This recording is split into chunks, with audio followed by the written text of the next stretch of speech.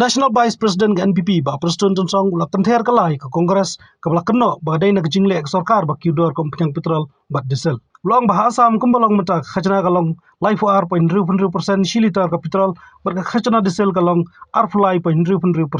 Ulang bah banujuar Meghalaya khajna kalong tang ar 4% shiliter ke petrol bat diesel pat khar persen. Kuma umur orang ba mende hana barem ke petrol barem ke diesel ke no bet anayu korna ke Prestone ngasih tu ya kita berpikir. Hak tu kebangin nak kalian sarkar ni penhiar ya kador, kapoi kebangin riu tengkatam. Kita benda kador hapo asam. Katak kabak ka asam kasim mentah. Kapoi hadu lai puar pun riu persen. Nakador jong ka petrol silita. Lai puar poin riu persen dato. Berpikir maaf.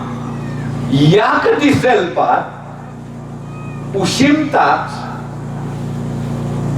ar polai poin riu persen.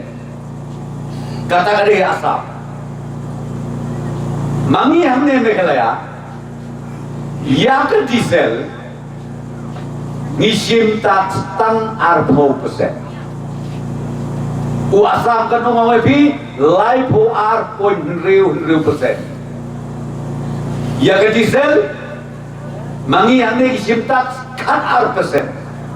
Asam ar po lai poin riu persen. Kanu kejian jangan siap.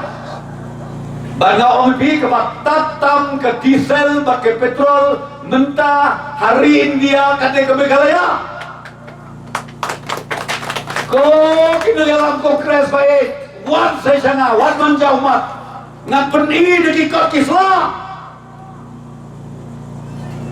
Lain hantai sekretariat taxation department. What you want jelar kata bantok bansyukor. Batru ban genok lai hujat lai boskin. Sekretariat de ke Jakarta kentang. Bat ni syakri. Da kejing tip riu kejing tip lai.